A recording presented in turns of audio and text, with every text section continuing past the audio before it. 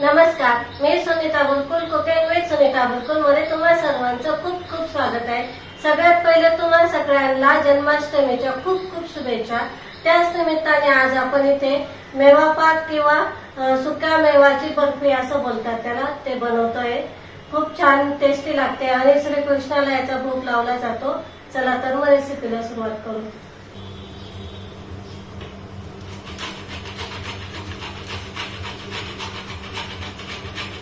इथे आपण खोबरं किसून घेतोय। इथे असं काही प्रमाण नाही घेतलंय मी।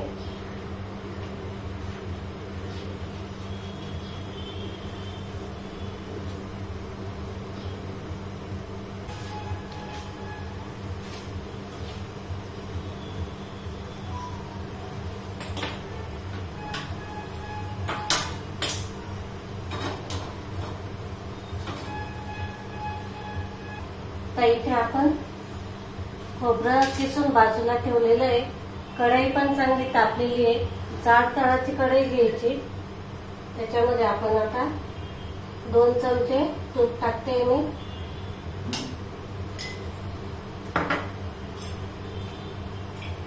तूप टाकून आता इथे आपल्याला 1 मूठ असे काजू बदाम घ्यायचे। एक मूठच घ्यायचे, जास्त नाही घ्यायचे।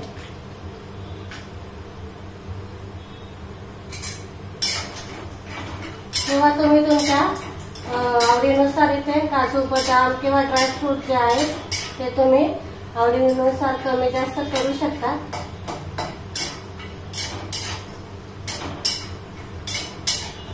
बघा आता इथे छान असे भाजले गेले, ते काढून घेऊ आपण।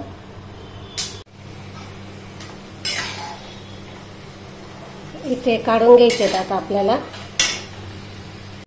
आता जे ते तूप उरलेलं आहे ना, त्याच्यातच आपल्याला इथे मी पोहे भाजून घेते। इथे मी 2 ते 3 वाटी पोहे घेतलेले। ते ह्या वाट्या आपल्या ज्या नॉर्मल घरात असतात ना, त्या वाट्या घेतलेल्या आहे।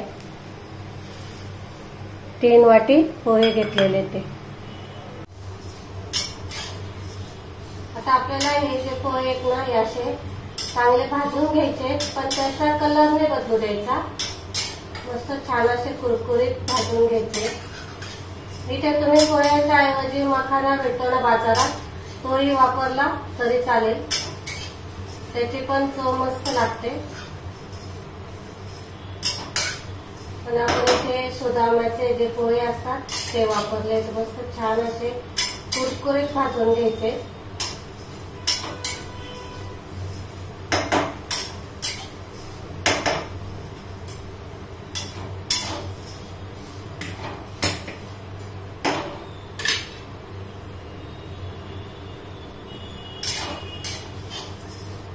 बघा इथे पोहे पण छान असे भाजले गेले, आपल्याला काढून घ्यायचे एका साईडला।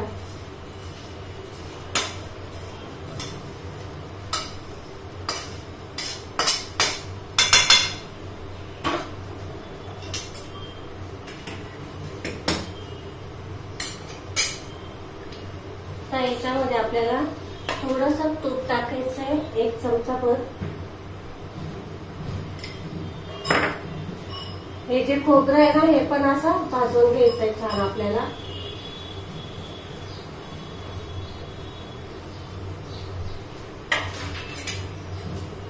खोबरं पटकन भाजलं जातं, पटकन असं परतत राहायचं, नाही तर मग काय होईल की ते खाली करपेल, म्हणजे जळेल ते चांगलं सरपट लागेल, मग ते कडू लागते की चांगलं भाजलं गेलं की मग त्याच्यामुळे असं पटापट परतवायचं, म्हणजे मग त्याचा जे कडवटपणा आहे तो नाही लागणार। मग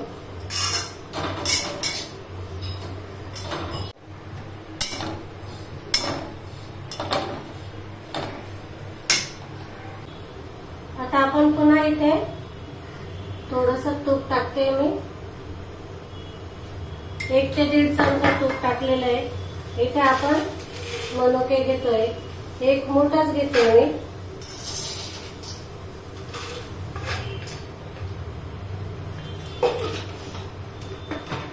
मनुके पण चांगले असे फुलू द्यायचे।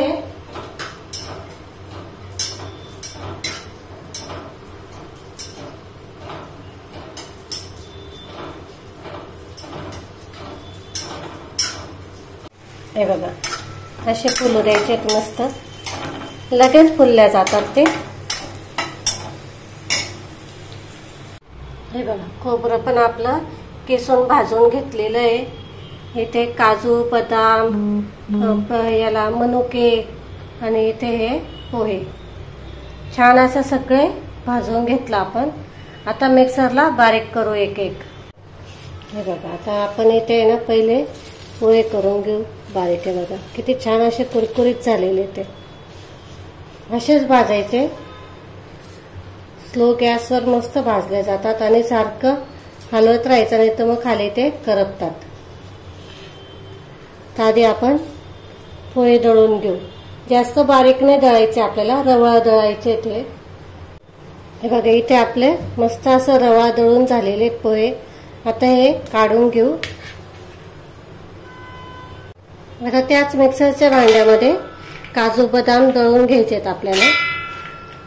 फक्त ह्या 3 गोष्टी दळायच्या आहेत, काजू बदाम आणि पोहे बस।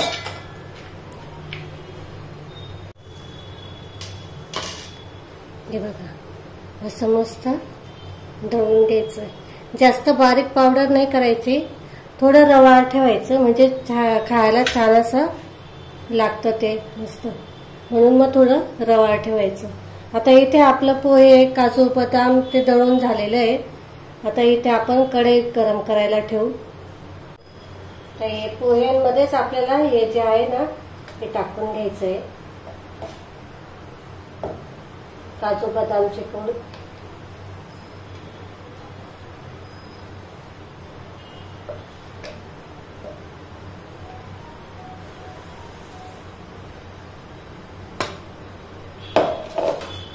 आणि हे जे खोबरं आहे आपण जे भाजून घेतलेलं आहे ते पण याच्यात टाकून घ्यायचं।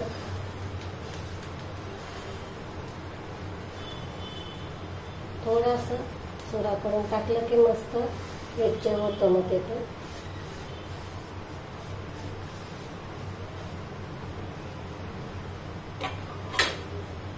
त्याच्यामध्ये आपण किशमिश टाकू। बघा आता हे सगळं आपण इथे मिक्स करून घेतलेलं आहे। तर हे किती भरतंय ते मोजायचं आपल्याला।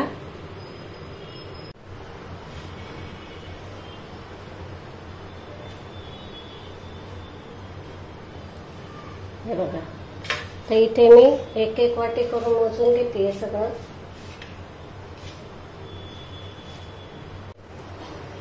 साडेतीन वाट्या भरल्या आहेत इथे आपले हे सगळं मिश्रण। आता याच्यासाठी आपल्याला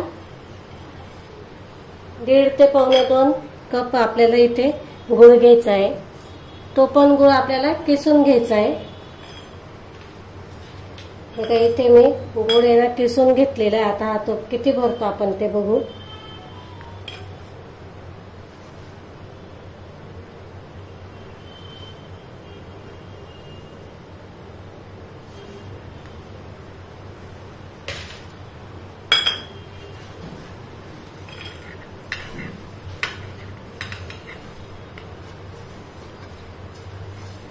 बरोबर इथे पावणे 2 कप भरलेला आहे। परफेक्ट हे मापायचं। याच्यापेक्षा जर तुम्हाला गोड पाहिजे असेल तर मग तुम्ही इथे गुळाचं प्रमाण वाढवू शकता। आपण इथे पुन्हा 2 ते 3 चमचे तूप टाकते मी।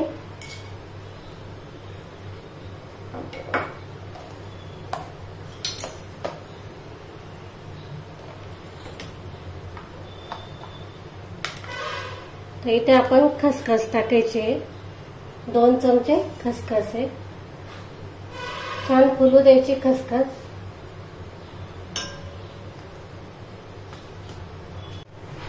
तर आपण इथे हा गूळ टाकून घ्यायचा आहे।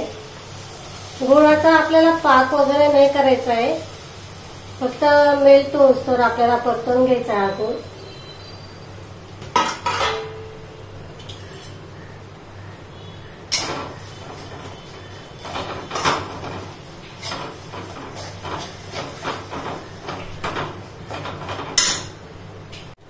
तर आपल्याला याच्यामध्ये हे जे आपण दळून ठेवलेलं आहे सगळं ते मिश्रण टाकून घ्यायचंय।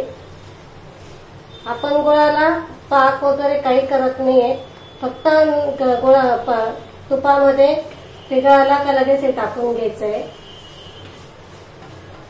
चाशणी वगैरे करायची काहीच झंझट नाहीये. एकदम सोपी रेसिपी आहे, पटकन बनवून तयार होते.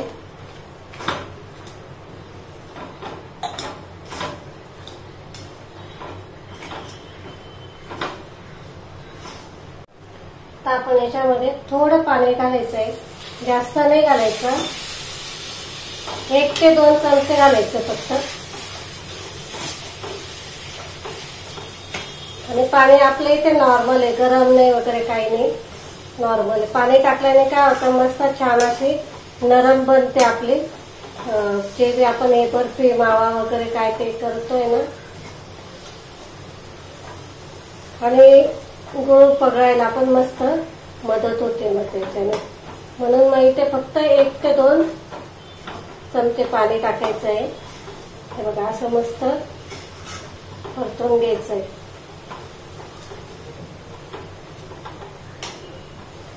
नरम बनते मस्त छान अशी आणि कडक नाही बनत. मग नुसती आपण जर याच्यात जर पाणी नाही टाकलं ना मग ती कडक बनते.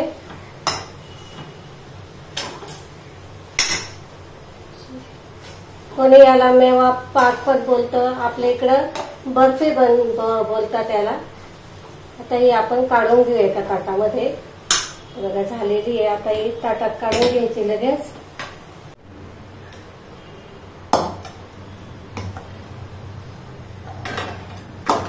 इथे मी ताटाला पहिले आहे ना तूप लावून घेतलेलं आहे. असं पहिलेच ही तयारी करून ठेवायची, म्हणजे मग काय होतं की आपल्याला हे जे मिश्रण आहे ना हे पटकन त्याच्यात टाकायला मदत होते. मग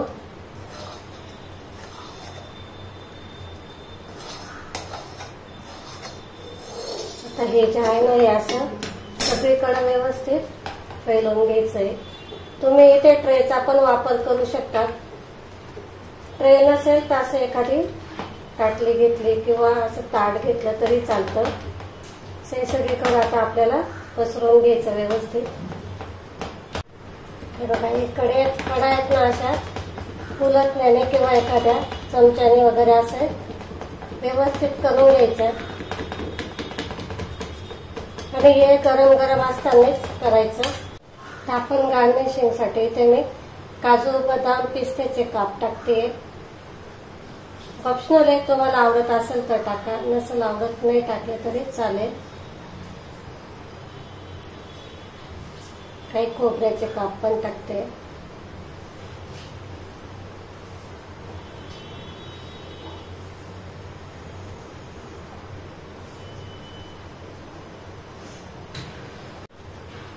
हे जे आहेत ना हे आता असं दाबून घ्यायचंय.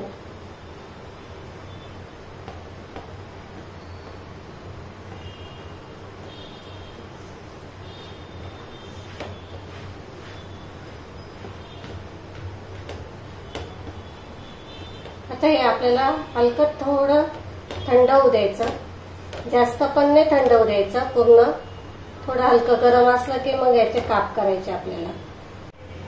बघा आता इथे आपण कापून घेतोय.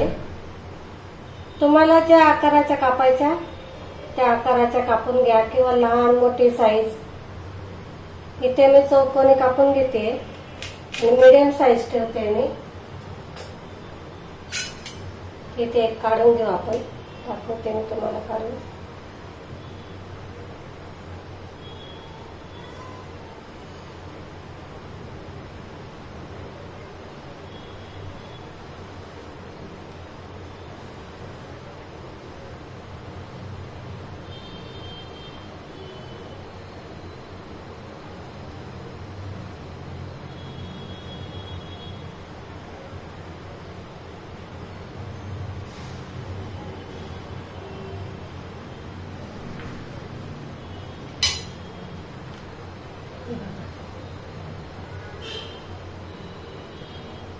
बघा छान मस्त झालेले आपल्या इथे, अजिबात तुटले नाही काही नाही, मस्त झालेले इथे. सगळेच काढून दाखवते मी तुम्हाला आता इथे. खूप छान सोप्या पद्धतीत आपण हे करून घेतोय.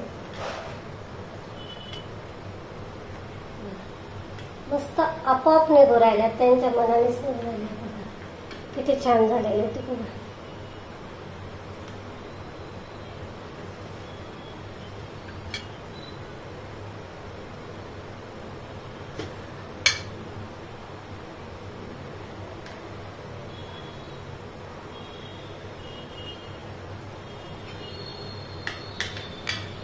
नक्की करून बघा तुम्ही या जन्माष्टमीला, तुम्हाला पण आवडेल. खूप छान आणि झटपट बनतात. इथे आपली मस्त छान अशी बर्फी बनवून तयार झालेली आहे. आपण इथे पोह्याचा वापर केलेला आहे. कोणी कोणी याच्यामध्ये मखाण्याचा वापर करतात, त्याची पण टेस्ट सेम लागते. तुम्हाला पाहिजे तर तुम्ही इथे मखाना पण वापरू शकता. खूप छान टेस्टी बनते आणि घरात असणाऱ्या साहित्यापासून बनवून तयार होते. तुम्हाला जर रेसिपी आवडली असेल तर लाईक करा, शेअर करा आणि सबस्क्राईब नक्की करा. अशाच नवनवीन रेसिपींसोबत आपण पुन्हा भेटू. तोपर्यंत नमस्कार.